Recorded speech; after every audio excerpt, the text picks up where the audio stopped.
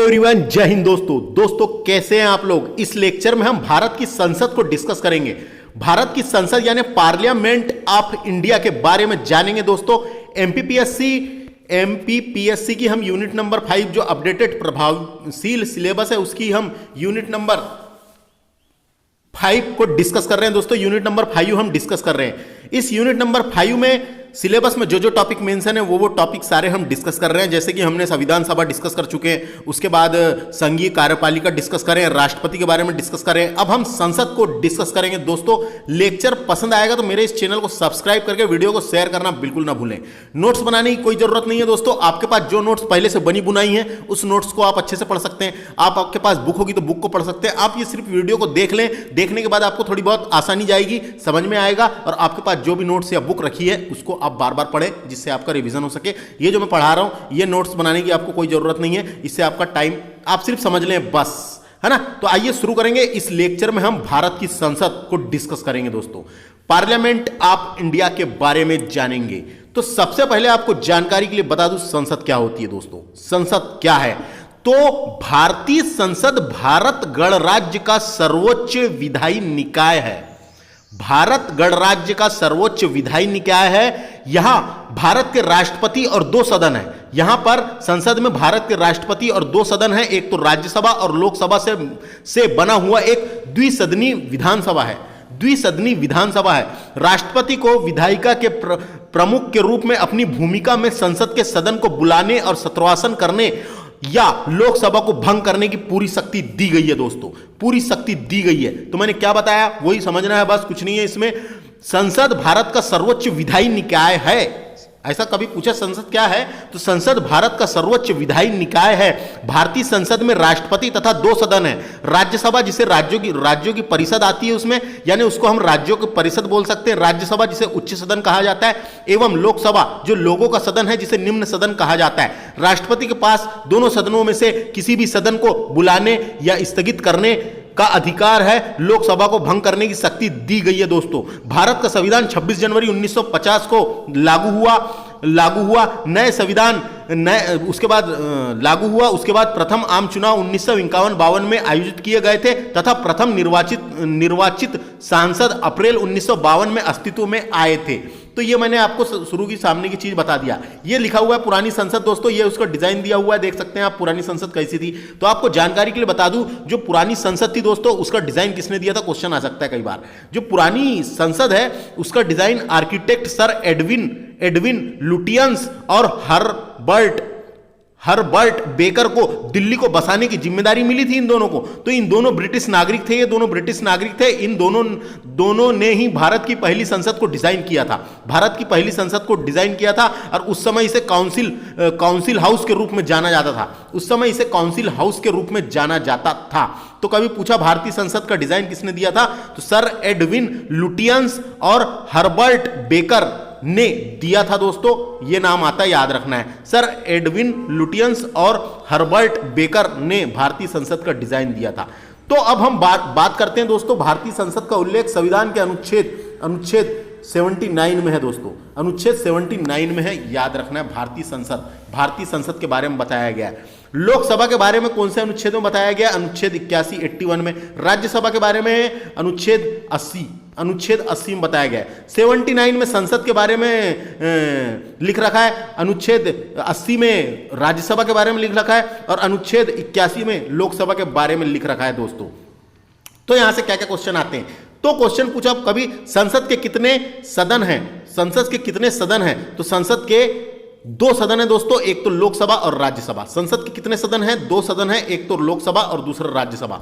संसद के कितने अंग हैं तो संसद के 3 अंग हैं, लोकसभा, राज्यसभा और राष्ट्रपति। लोकसभा, राज्यसभा और राष्ट्रपति याद रखना है। तो हम बोल सकते हैं संसद, जैसे यहां पे अपन ने लिखे संसद के कितने अंग हैं तो एक होता है राष्ट्रपति, दूसरा होता है लोकसभा और तीसरा होता है राज्यसभा। ये संसद के 3 अंग है दोस्तों, संसद के 3 अंग है। क्वेश्चन ऐसा आ सकता है इनमें से कौन सा संसद का अंग नहीं है, इसलिए अपने को पता होना कि राष्ट्रपति, लोकसभा और राज्यसभा ये संसद के 3 अंग है। संसद के कितने सदन हैं? संसद के 2 सदन हैं, लोकसभा और राज्यसभा, इतना याद रखें।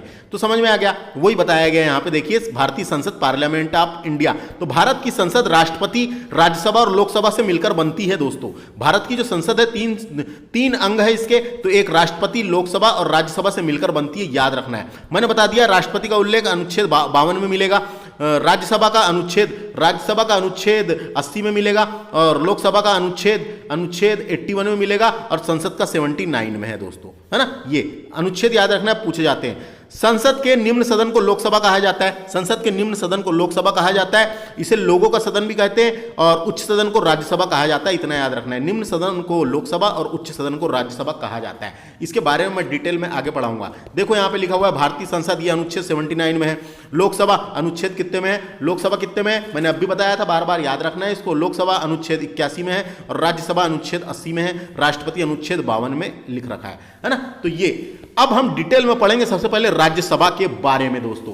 राज्यसभा, तो राज्यसभा से क्या क्या क्वेश्चन बन सकते हैं, तो आपको जानकारी के लिए बता दूं, राज्यसभा को अप्रत्यक्ष, राज्यसभा में अप्रत्यक्ष, जनता द्वारा अप्रत्यक्ष चुनाव होता है दोस्तों, यानी इसमें अप्रत्यक्ष चुनाव होता है राज्यसभा में, है ना। इसको शिक्षितों का सदन भी कहते हैं दोस्तों। इसको क्या बोलते हैं? शिक्षितों का सदन भी बोलते हैं, इसको स्थायी सदन भी बोलते हैं। इसको स्थायी सदन, क्योंकि ये भंग नहीं होता इसलिए इसको स्थायी सदन भी बोलते हैं, है ना। स्थायी सदन भी बोलते हैं, इतना याद रखना है।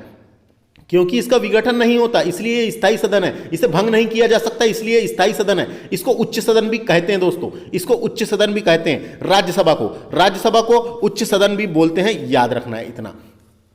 समझ में आ गया। अब हम यहां से पढ़ते हैं क्या क्या लिख रखा है, उसके बारे में मैं आपको बताता हूं। राज्यसभा के सदस्यों की अधिक से अधिक संख्या कितनी हो सकती है? 250, इतना याद रखना है। राज्यसभा में मैक्सिमम कितने सदस्य हैं? तो 250, है ना, 250। वर्तमान में 245 है दोस्तों। वर्तमान समय में राज्यसभा में सदस्यों की संख्या 245 है। 12 सदस्य राष्ट्रपति द्वारा मनोनीत किए जाते हैं, नॉमिनेट किए जाते हैं 12 सदस्य, जो विज्ञान, कला, सामाजिक सेवा और स्पोर्ट के क्षेत्र में आते हैं दोस्तों, है ना। ऐसे व्यक्ति को किया जाता है जो कला, साहित्य, विज्ञान, समाज सेवा और सहकारिता के क्षेत्र में विशेष ज्ञानी व अनुभवी व्यक्ति को किया जाता है। शेष 233 सदस्य संघ की इकाई का प्रतिनिधित्व करते हैं। शेष कितने? 233 सदस्य, है ना। शेष 233 सदस्य संघ की इकाई का प्रतिनिधित्व करते हैं, और 238 सदस्य राज्य और संघ क्षेत्र से आते हैं। राज्य और संघ क्षेत्र से 238 सदस्य आते हैं। 233 सदस्य पूरे करते हैं, जिसमें से 238 राज्य और संघ की इकाई से आते हैं। तो क्वेश्चन तो ये चाहेगा कि अधिकतम सदस्य संख्या कितनी है? 250, और राज्यसभा की वर्तमान सदस्य 245, इतना याद रखें। राज्यसभा सदस्य की न्यूनतम उम्र 30 वर्ष रखी गई है दोस्तों, 30 वर्ष। यानी राज्यसभा का सदस्य बनना है तो आपको 30 वर्ष पार करना पड़ेगा, जब बन सकते हैं। डायरेक्ट क्वेश्चन आता है, राज्यसभा में सदस्यों की न्यूनतम उम्र कितनी है? तो 30 वर्ष। राज्यसभा के सदन के लिए जरूरी है कि उसका नाम उस राज्य के किसी भी निर्वाचन क्षेत्र की सूची में हो, और राज्य के बाहर राज्यसभा का चुनाव लड़ना चाहता हो तब बन सकता है, इतना याद रखना है ना। राज्य के किसी भी निर्वाचन क्षेत्र की सूची में हो, इतना याद रखना है। राज्य के किसी भी निर्वाचन क्षेत्र की सूची में हो। राज्यसभा एक स्थायी सदन है दोस्तों, राज्यसभा एक स्थायी सदन है जो कभी भंग नहीं होता। इसके सदस्यों का कार्यकाल 6 वर्ष का होता है। डायरेक्ट क्वेश्चन आता है ना। राज्यसभा का कार्यकाल नहीं होता क्योंकि वो भंग नहीं होती। राज्यसभा के सदस्यों का कार्यकाल होता है, और 1/3 सदस्य प्रति 2 वर्ष के पश्चात सेवानिवृत्त होते हैं, यानी रिटायर होते हैं, है ना। 1/3 सदस्य प्रति 2 वर्ष के पश्चात सेवानिवृत्त होते हैं। भारत का उपराष्ट्रपति राज्यसभा का पदेन सभापति होता है दोस्तों। डायरेक्ट क्वेश्चन आता है, राज्यसभा का सभापति कौन होता है? तो भारत का उपराष्ट्रपति, है ना। ये राज्यसभा का पदेन सभापति, डायरेक्ट क्वेश्चन आएगा, राज्यसभा का पदेन सभापति कौन होता है? तो उपराष्ट्रपति, याद रखना है ना। ये याद रखना है दोस्तों, ये याद रखना। डायरेक्ट क्वेश्चन आता है, राज्यसभा का पदेन सभापति कौन होता है? ऐसी क्वेश्चन पूछेगा। हमने पढ़े हैं, उसमें पढ़े थे जब उपराष्ट्रपति पढ़ा रहे थे, उस टाइम पे पढ़े थे, तो वो ये दोस्तों, इतना याद रखना है बस। आगे समझ में यही है। अनुच्छेद 64 हमने पढ़े थे। अनुच्छेद 64 जब उपराष्ट्रपति पढ़ रहे थे, अनुच्छेद 64 में लिख रखा है कि उपराष्ट्रपति राज्यसभा का पदेन सभापति होएगा या होता है ना। अनुच्छेद 64, राज्यसभा अपने सदस्यों में से किसी एक को 6 वर्ष के लिए उपसभापति निर्वाचित कर सकता है? डायरेक्ट क्वेश्चन आ सकता है। उपसभापति की बात हो रही है, उपसभापति, सभापति की बात नहीं हो रही, उपसभापति की बात हो रही है। राज्यसभा का सभापति तो उपराष्ट्रपति होता है, उपसभापति है ना, राज्यसभा में एक सभापति होता है, एक उपसभापति होता है। तो यहां क्या बात की गई है, वहां वही बात की गई है कि प्रत्येक सदस्य को 6 वर्ष की अवधि के लिए निर्वाचित किया जाता है, प्रत्येक सदस्य को 6 वर्ष की अवधि के लिए निर्वाचित किया जाता है, और भारत का राष्ट्रपति राज्यसभा का पदेन सभापति होता है, इतना तो अपने को पता है ना, सभापति होता है, इतना तो अपने को पता है। तो यहां यह बात समझने वाली है कि राज्यसभा अपने सदस्यों में से किसी एक को 6 वर्ष के लिए उपसभापति निर्वाचित करता है। तो कभी पूछा राज्यसभा के उपसभापति का कार्यकाल कितने वर्ष का होता है, तो 6 वर्ष का। उपसभापति के कार्यकाल कितने वर्ष का होता है, 6 वर्ष का, याद रखना है। मंत्रिपरिषद राज्यसभा के प्रति उत्तरदायी नहीं है दोस्तों, मंत्रिपरिषद जो होती है वो लोकसभा के प्रति उत्तरदायी होती है, याद रखना है। लोकसभा के प्रति उत्तरदायी होती है, राज्यसभा के प्रति नहीं होती। केवल राज्यसभा को ही राज्य सूची के किसी भी विषय पर राज्यसभा में उपस्थित तथा मतदान देने का सदस्यों से कम 2/3 सदस्य द्वारा समर्पित संकल्प द्वारा राष्ट्रीय महत्व की घोषणा करने का अधिकार होता है, अनुच्छेद 249 के तहत, अनुच्छेद 249 के तहत। से बूढ़ों का सदन भी कहते हैं दोस्तों, राज्यसभा को बूढ़ों का सदन भी कहा जाता है, याद रखना है, राज्यसभा को बूढ़ों का सदन भी कहा जाता है। देखो दोस्तों, केवल राज्यसभा को राज्य सूची के विषय को राज्यसभा में उपस्थित तथा मतदान देने वाले सदस्यों को कम से कम 2/3 सदस्य द्वारा समर्पित संकल्प द्वारा राष्ट्रीय महत्व की घोषणा करने का अधिकार अनुच्छेद 249 में लिख रखा है।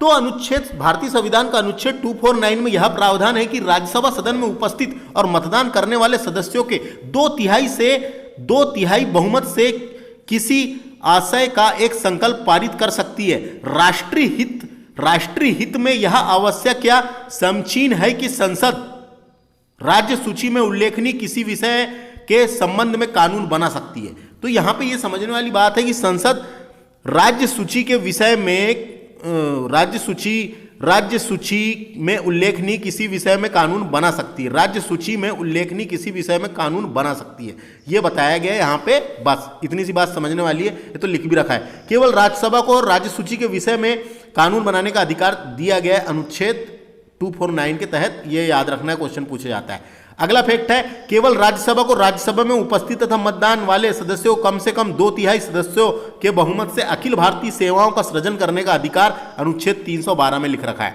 अनुच्छेद 312 में बताया गया। तो भारतीय संविधान का आर्टिकल 312 के अनुसार संसद को संघ और राज्य के विषय में एक या एक से अधिक अखिल भारतीय सेवाएं, एक अखिल भारतीय न्याय सेवा सहित बनाने का अधिकार प्राप्त है। इन सभी अखिल भारतीय सेवाओं में भर्ती संघ लोक सेवा आयोग के द्वारा की जाती है, इतना याद रखना है, अनुच्छेद 312 में लिख रखा है। धन विधेयक से संबंध में राज्यसभा को केवल सिफारिश करने का अधिकार दिया गया है। धन विधेयक से संबंधित राज्यसभा को केवल सिफारिश करने का अधिकार है, जिसको मानने के लिए लोकसभा बाध्य नहीं है, जिसको मानने के लिए लोकसभा बाध्य नहीं है। इसके लिए राज्यसभा को 14 दिन का समय दिया जाता है, इसके लिए राज्यसभा को 14 दिन का समय दिया जाता है। यदि इस समय विधेयक वापस नहीं होता तो पारित समझा जाता है। 14 दिन का समय दिया जाता है, अगर 14 दिन के भीतर राज्यसभा ने पारित नहीं की तो उसे पारित समझा जाता है। राज्यसभा धन विधेयक को स्वीकार कर सकती है, राज्यसभा धन विधेयक को स्वीकार कर सकती है, ना ही उसे कोई संशोधन कर सकती, केवल स्वीकार कर सकती, संशोधन नहीं कर सकती। राष्ट्रपति को वर्ष में कम से कम 2 बार राज्यसभा का अधिवेशन आहूत करने यानी बुलाने का अधिकार है। राज्यसभा के पहले सत्र की अंतिम बैठक और अगले सत्र की प्रथम बैठक के नियम के अवधि के बीच 6 माह से अधिक का अंतर नहीं होना चाहिए। डायरेक्ट क्वेश्चन आता है, कितने माह? 6 माह से अधिक का अंतर नहीं होना चाहिए, याद रखना है। राज्यसभा का पहली बार गठन कब किया गया था? तो अपना संविधान लागू होने के बाद राज्यसभा का पहली बार गठन 3 अप्रैल 1952 को किया गया था, याद रखना है। और उसकी पहली बैठक 13 मई 1952 को की गई थी, तारीख याद रखना है। राज्यसभा का पहली बार गठन पूछेगा 3 अप्रैल 1952 और पहली बैठक कब हुई थी? 13 मई 1952 को हुई थी, ये दोनों तारीख याद रखना है। उसके अलावा आपको जानकारी के लिए बता दूं, अंडमान निकोबार, चंडीगढ़, दादर और नागर हवेली, दमन और द्वीप, लक्षद्वीप का राज्यसभा में प्रतिनिधित्व नहीं है, राज्यसभा में प्रतिनिधित्व नहीं है दोस्तों। क्वेश्चन आ चुका है रेलवे में एक बार, राज्यसभा में कितने केंद्र शासित प्रदेशों का प्रतिनिधित्व है? तो केवल 2 का है। वो 2 कौन से?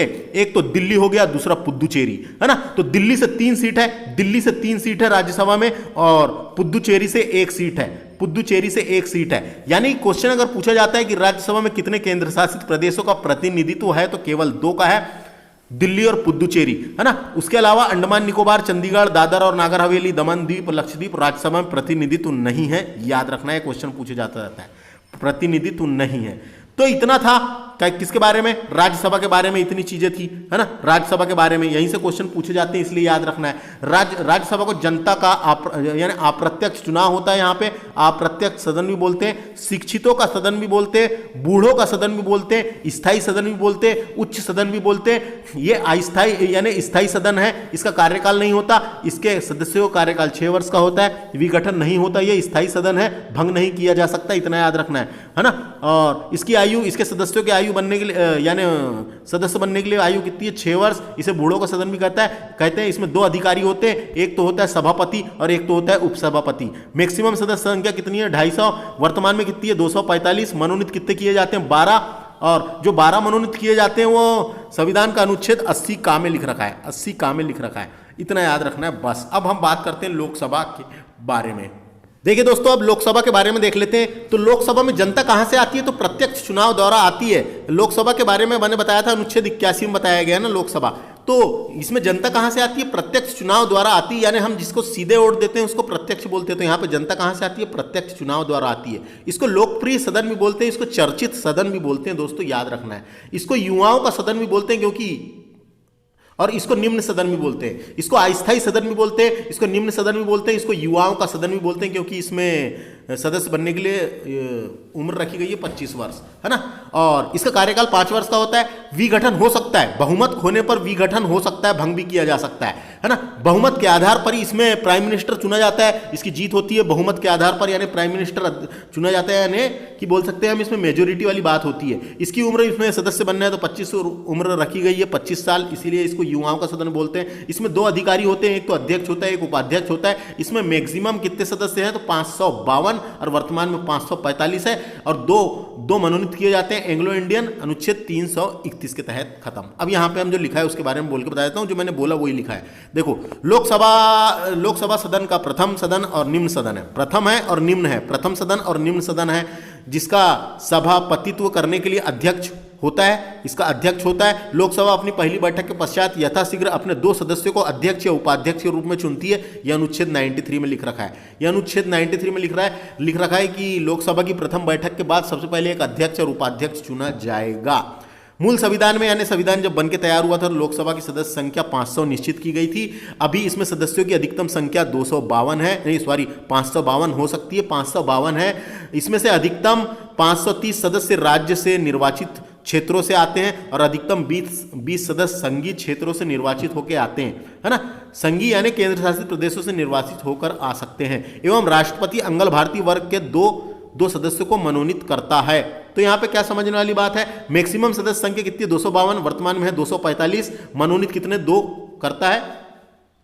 और ये जो 2 मनोनीत करता है ये कौन से अनुच्छेद में है? 331, अनुच्छेद 331 में, है ना। वर्तमान में लोकसभा की सदस्य संख्या 245 है, जिसमें से 530 सदस्य 28 राज्यों से और 13 सदस्य केंद्र शासित प्रदेशों से निर्वाचित होते हैं। 2 सदस्य अंगल भारतीय वर्ग के होते हैं जो राष्ट्रपति द्वारा मनोनीत किए जाते हैं। 2001 में संसद द्वारा पारित 84वें 84वें संविधान संशोधन विधेयक के अनुसार लोकसभा एवं विधानसभा की सीटों की संख्या 2026 तक यथावत रखने का प्रावधान किया गया है। यानी 2026 तक, ये सन याद रखना है, 2026 तक जो सीट है वही रहेगी। 2026 के बाद जब जनसंख्या बढ़ जाएगी तो उसके बाद बढ़ाया जाएगा। लोकसभा के सदस्यों का चुनाव गुप्त मतदान के द्वारा वयस्क मताधिकार के आधार पर होता है। गुप्त मतदान के द्वारा वयस्क मताधिकार के द्वारा होता है, यानी जनता के यहाँ पे जनता प्रत्यक्ष चुनाव द्वारा चुन के आती है दोस्तों, प्रत्यक्ष चुनाव द्वारा चुन के आती है। 61वां संविधान संशोधन 1989 के अनुसार भारत में 18 वर्ष की आयु प्राप्त व्यक्तियों को वयस्क मताधिकार माना जाएगा, यानी वयस्क माना जाएगा, एडल्ट माना जाएगा दोस्तों। तो कई बार क्वेश्चन आता है 61वां संविधान संशोधन 1989 क्या है? तो मतदान की आयु 21 वर्ष से कम करके 18 वर्ष करने के लिए ये वाला संविधान संशोधन किया गया था। भारतीय संविधान में 61वां संविधान संशोधन अधिनियम 1989 द्वारा लोकसभा और राज्यों की विधानसभा के चुनाव में मतदान की आयु को कम कर दिया गया था। यह आयु 21 वर्ष से घटाकर 18 वर्ष कर दी गई थी, याद रखना। यह आयु 21 वर्ष से घटाकर 18 वर्ष कर दी गई थी राजीव गांधी के कार्यकाल में, है ना। अनुसूचित जाति एवं जनजाति हेतु लोकसभा में 2010 तक के स्थानों को सुरक्षित करने 2010 तक स्थानों को सुरक्षित कर दिया गया है। 79वां संविधान संशोधन 1999 में यहाँ किया गया था। यानी बताया गया अनुसूचित जातियां एवं जनजाति के जो लोकसभा क्षेत्र हैं 2010 तक के सुरक्षित कर दिया गया है, यानी उनमें छेड़छाड़ नहीं होगी। ये उनके लिए अलग से सीटों का निर्धारण किया गया था। जो क्षेत्र अनुसूचित जाति जनजाति वाले हैं उनको सीटें दी गई है 79वें संविधान संशोधन 1999 के द्वारा। लोकसभा की सदस्यों के लिए अनिवार्य योग्यता तो वह भारत का नागरिक होना चाहिए। भारत का नागरिक होगा जब ही तो लोकसभा में इसका चुनाव लड़ पाएगा। भारत का नागरिक हो, उसकी आयु 25 वर्ष या उससे अधिक हो, भारत सरकार अथवा किसी भी सरकार के अंतर्गत कोई लाभ के पद पे ना हो, वह पागल और दिवालिया ना हो। पागल होएगा तो अपने हिसाब से काम करेगा, इसलिए पागल और दिवालिया ना हो ये बताया गया है। लोकसभा का अधिकतम कार्यकाल 5 वर्ष का है, मैंने बताया था 5 वर्ष का है, 5 वर्ष का है। लोकसभा का अधिकतम यानी कार्यकाल कितना 5 वर्ष का है। विघटित हो सकता है, बहुमत होने पर वह भंग किया जा सकता है, विघटित हो सकता है, इतना याद रखना है। उसके बाद देखिए क्या लिखा है, मंत्रिपरिषद लोकसभा के प्रति सामूहिक रूप से उत्तरदायी होती है, यह अनुच्छेद 75 के 3 में लिख रखा है, याद रखना है ना। मंत्रिपरिषद लोकसभा के प्रति सामूहिक रूप से उत्तरदायी होती है, याद रखना है। राज्यसभा के प्रति नहीं, लोकसभा के प्रति उत्तरदायी होती है, अनुच्छेद 75(3) में यह बात लिख रखी है। प्रधानमंत्री के परामर्श के आधार पर राष्ट्रपति के द्वारा लोकसभा को कम से कम यानी लोकसभा को समय से पूर्व भी भंग किया जा सकता है। बहुमत होने पर भंग किया जा सकता है कि नहीं, राष्ट्रपति द्वारा उसे बहुमत होने पर भंग भी किया जा सकता है। इसीलिए तो इसको अस्थायी सदन कहते हैं, इसीलिए इसको अस्थायी सदन कहते हैं। भंग भी किया जा सकता है बहुमत होने पर। आपातकाल की घोषणा लागू होने पर विधि द्वारा संसद लोकसभा के कार्यकाल में वृद्धि कर सकती है। मान लो आपातकाल लग गया तो आपातकाल की घोषणा लागू होने पर विधि द्वारा संसद लोकसभा के कार्यकाल में वृद्धि कर सकती है। कार्यकाल तो 5 वर्ष का है, लेकिन वृद्धि कर सकती है। 1 साल में 1 बार से अधिक नहीं बढ़ा सकती, एक बार में 1 वर्ष से अधिक नहीं बढ़ा सकती, ये बोला। यानी जब भी बढ़ाएगी 1 वर्ष, भले ही 2 बार बढ़ा दी लेकिन बढ़ाएगी 1 ही वर्ष के लिए। तो 1976 में लोकसभा कार्यकाल 2 बार 1-1 वर्ष के लिए बढ़ाया गया है, 2 बार 1-1 वर्ष के लिए बढ़ाया गया, याद रखना है। सन कब, 1976 में, है ना। लोकसभा एवं राज्यसभा के अधिवेशन राष्ट्रपति के द्वारा बुलाए जाते हैं, स्थगित किए जाते हैं, बुलाए भी जाते हैं, स्थगित भी किए जाते हैं। लोकसभा की 2 बैठक में 6 माह से अधिक का अंतर नहीं होना चाहिए, 6 माह याद रखना है, 6 माह से अधिक का अंतर नहीं होना चाहिए। लोकसभा की गणपूर्ति या कोरम संख्या होती है, गणपूर्ति को ही इंग्लिश में कोरम संख्या का 10वां भाग होना जरूरी है। काय के लिए, बैठक के लिए। तो 55 सदस्य शामिल होना जरूरी है, इसके बारे में अपन आगे डिटेल में पढ़ेंगे। डायरेक्ट क्वेश्चन आता है, याद रखना है। लोकसभा की गणपूर्ति या कोरम संख्या का 10वां भाग यानी कि 55 सदस्य होते हैं। कोरम में कितने सदस्य होते हैं पूछेगा। लोकसभा की गणपूर्ति या कोरम संख्या का 10वां भाग, ये 10वां भाग याद रखना है। 10वां भाग नहीं आएगा तो 55 सदस्य याद रखना है। अब संयुक्त अधिवेशन की बात करते हैं। संयुक्त यानी यहां समझ में आया कि लोकसभा से इतनी है दोस्तों इंपॉर्टेंट काम की चीजें जो मैंने बताया, है ना। जो बता दिया था वही है। जनता यहाँ पे अप्रत्यक्ष चुनाव द्वारा चुनी जाती है। लोकप्रिय सदन, चर्चित सदन, युवाओं का सदन ही बोलते हैं। कार्यकाल 5 वर्ष का होता है। विघटन हो सकता है बहुमत होने पर। अस्थायी सदन, निम्न सदन ही बोलते हैं। बहुमत के आधार पर, यहाँ पे मेजोरिटी के आधार पर जीते जाते हैं और सरकार बनती है। और आयु 25 वर्ष, युवाओं का सदन ही बोलते हैं। अधिकारी 2 होते हैं, अध्यक्ष और उपाध्यक्ष। मैक्सिमम सदस्य संख्या 552, वर्तमान में है 545। 2 एंग्लो इंडियन, अनुच्छेद 331 खत्म। बात करते हैं अब संयुक्त अधिवेशन की क्या होता है। तो संयुक्त अधिवेशन सुनो इसके बारे में। अब देखिए दोस्तों, संयुक्त अधिवेशन जिसे ज्वाइंट सेशन कहते हैं, जिसे ज्वाइंट सेशन कहा जाता है। तो क्या होता है दोस्तों, तो देखो जैसे ये हो गया एक, ये हो गया संसद, ये हो गया संसद। तो संसद में एक सेंट्रल हॉल होता है, मान लो। तो इधर साइड में बैठी है लोकसभा, इधर साइड बैठी है राज्यसभा। तो ये सेंट्रल हॉल में मान लो ये बैठे है सेंट्रल हॉल में, तो ये एक साथ बैठना ही संयुक्त अधिवेशन कहलाता है। तो संयुक्त अधिवेशन क्या होता है, तो संसद का संयुक्त अधिवेशन बुलाने का प्रावधान संविधान के अनुच्छेद 108 में है। संविधान के अनुच्छेद 108 में है। इस प्रावधान के तहत लोकसभा में पारित किसी भी सामान्य विधेयक को राज्यसभा की मंजूरी ना मिलने की स्थिति में संयुक्त अधिवेशन के जरिए उसे पारित किया जा सकता है। तो वही बताया मैं बोल के, संविधान के अनुच्छेद 108 में संसद के संयुक्त अधिवेशन की व्यवस्था है। क्वेश्चन आता है कौन से अधिवेशन में है, 108 में। संयुक्त अधिवेशन राष्ट्रपति के द्वारा निम्न स्थितियों में बुलाया जा सकता है। कौन बुलाता है, डायरेक्ट क्वेश्चन पूछेगा। संयुक्त अधिवेशन कौन बुलाता है, तो राष्ट्रपति बुलाता है, ये याद रखना है। बुलाता कौन है, ऐसा क्वेश्चन पूछेगा। किसके कहने पर बुलाया जाता है, राष्ट्रपति के द्वारा निम्न स्थितियों में बुलाया जाता है। विधेयक एक सदन से पारित होने के बाद दूसरे सदन को दिया गया हो तब यदि, तो देखो बोला है जो विधेयक एक सदन से पारित होने के बाद दूसरे सदन को दिया गया हो तब, एक सदन द्वारा विधेयक अस्वीकार कर दिया गया हो, यानी बोल सकते हैं हम एक द्वारा पारित विधेयक दूसरे सदन, एक सदन द्वारा पारित विधेयक दूसरे सदन में अस्वीकार कर दिया गया हो जब संयुक्त अधिवेशन बुलाया जाता है उसको पारित करने के लिए। दूसरा है विधेयक पर किए जाने वाले संशोधन के बारे में दोनों सदन अंतिम रूप से असहमत हो, तो इसको अपन बोल सकते हैं एक सदन के सुझाव को दूसरा सदन अस्वीकार कर ले तो ऐसी स्थिति में विधेयक द्वारा किए जाने वाले संशोधन के बारे में दोनों सदन संयुक्त रूप से असहमत हो या है ना, तो ऐसी स्थिति में बुलाया जा सकता है। उसके बाद दूसरे सदन को विधेयक प्राप्त होने की तारीख से उसके द्वारा विधेयक पारित किए बिना 6 माह से अधिक बीत गया हो, मान लो 6 महीने बीत गए, तो एक सदन द्वारा पारित विधेयक को दूसरे सदन में 6 माह से अधिक रोक दिया गया हो, दूसरे सदन ने 6 माह से अधिक रोक दिया गया हो, तो ऐसी स्थिति में संयुक्त अधिवेशन बुला के उसको पारित किया जाता है ना। तो इतना ही है दोस्तों, है ना। तो देखो कभी भी संयुक्त अधिवेशन बुलाया जाता है, क्या क्या क्वेश्चन आ सकते हैं। संयुक्त अधिवेशन किस देश से लिया गया है, तो याद रखना है ऑस्ट्रेलिया के संविधान से लिया गया है ना। बुलाता कौन है, राष्ट्रपति। अध्यक्षता कौन करता है इसकी, लोकसभा का अध्यक्ष। कारण क्या होता है, सदनों में गतिरोध हो जाता है, जो सदन होते हैं लोकसभा राज्यसभा, इनमें गतिरोध हो जाता है, तो उसको सुलझाने के लिए लाया जाता है है ना। इतना याद रखना है। संयुक्त अधिवेशन में दोनों सदन बैठते हैं, दोनों सदन मत देते हैं, लेकिन ज्यादातर सर्वाधिक मत लोकसभा का ही होता है। क्यों, क्योंकि लोकसभा में ज्यादा सीट है ना। तो इतना याद रखना है। उसके बाद आगे चलते हैं अपन यहाँ से, इतना समझ में आ गया होगा आपको। संयुक्त अधिवेशन की अध्यक्षता लोकसभा के अध्यक्ष द्वारा की जाती है। मैंने बोला लोकसभा का अध्यक्ष बुलाता है, अध्यक्षता कौन करता है, लोकसभा का अध्यक्ष द्वारा की जाती है। संयुक्त बैठक में अध्यक्ष की अनुपस्थिति के दौरान सदन का उपाध्यक्ष, मान लो अध्यक्ष एब्सेंट है तो उपाध्यक्ष करता है संयुक्त बैठक की अधिवेशन की अध्यक्षता। वहीं उपाध्यक्ष भी अनुपस्थित है मान लो, तो राज्यसभा का सभापति यदि वह भी अनुपस्थित है, देखो पहले अध्यक्ष करेगा, अध्यक्ष नहीं रहेगा तो उपाध्यक्ष करेगा, उपाध्यक्ष नहीं रहेगा तो राज्यसभा का उपसभापति करेगा, राज्यसभा का उपसभापति करेगा, है ना।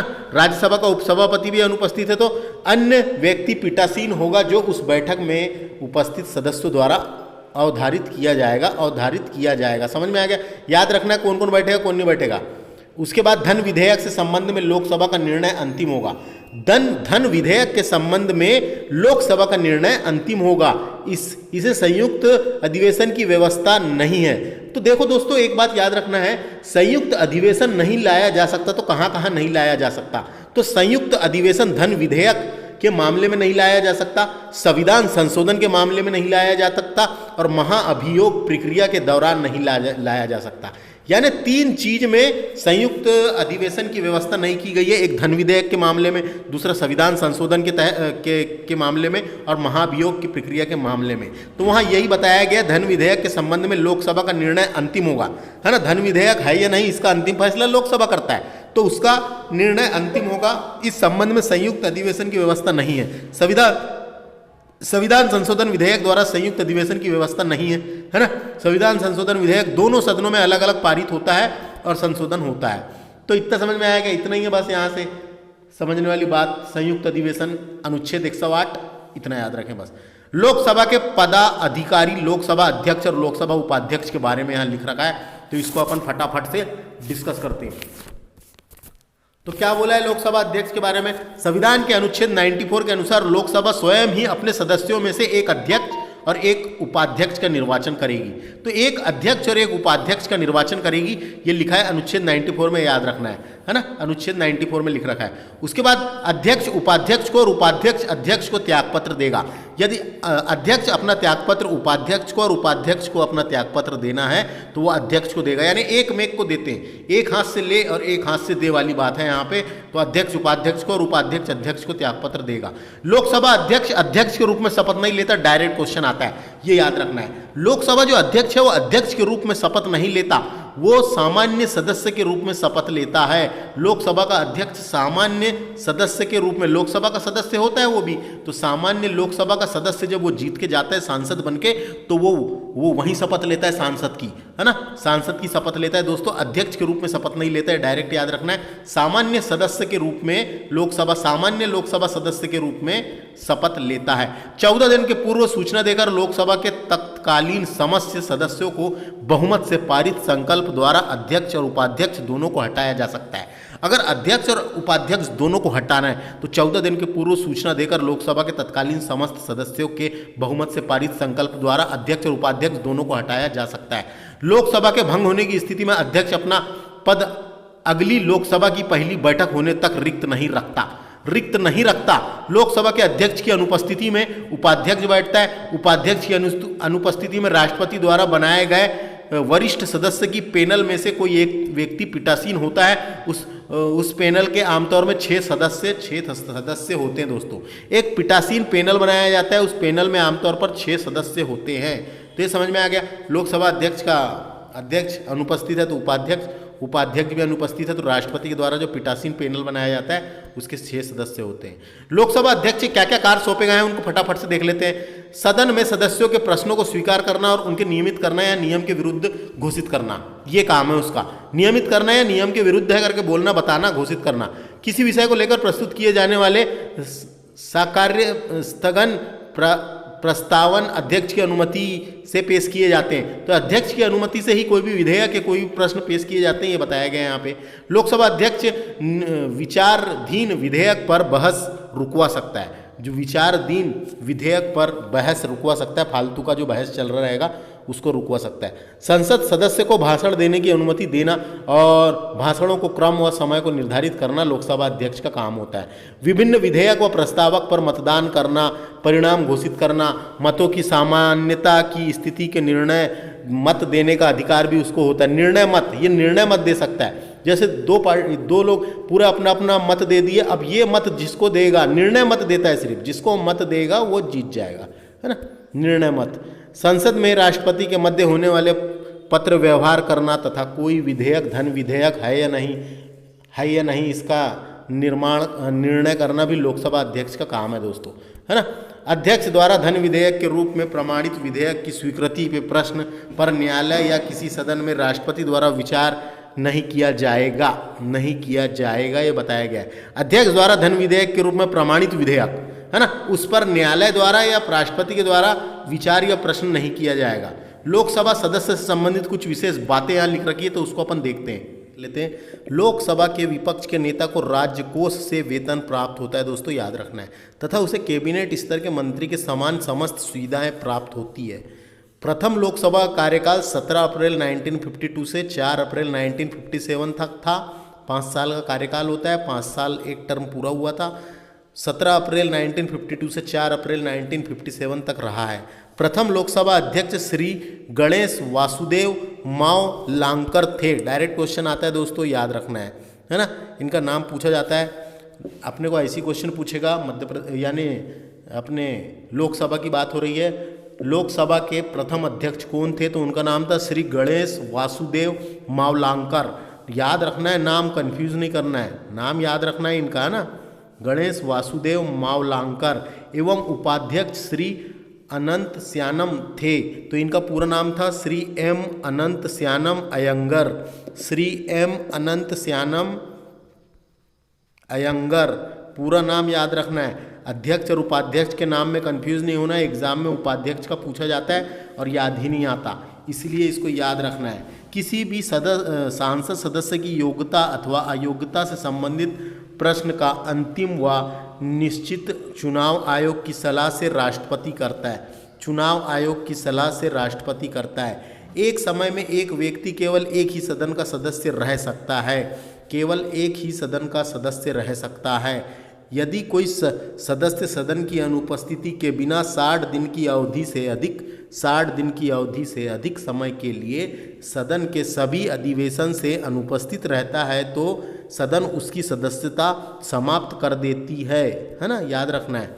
सांसद सदस्य को सांसद की बैठक की पूर्व या बाद में, संसद की बैठक के पहले या बाद में 40 दिन की अवधि के दौरान गिरफ्तारी से मुक्त प्रदान किया जा सकता है। गिरफ्तारी से मुक्ति प्रदान की गई है। गिरफ्तारी से मुक्ति प्रदान की गई है। गिरफ्तारी से मुक्ति केवल सिविल मामलों में की गई है दोस्तों, आपराधिक मामलों में नहीं। आपराधिक मामले अर्थात निवारक निरोध की विधि के अधीन गिरफ्तार में छूट नहीं दी गई है। तो समझ में आ गया दोस्तों, 40 दिन की अवधि के दौरान गिरफ्तारी से मुक्ति प्रदान की गई है और केवल सिविल मामलों में, आपराधिक मामलों में नहीं। आगे समझ। तो थैंक्स फॉर वाचिंग। इस लेक्चर में हमने इतना ही डिस्कस किए। इस लेक्चर में हमने संसद से रिलेटेड सारी जानकारी डिस्कस की है। वीडियो को देखें और अपनी तैयारी, आपका जो भी नोट्स और जो भी बुक हो उससे तैयारी कर सकते हैं। Thanks for watching. नमस्ते।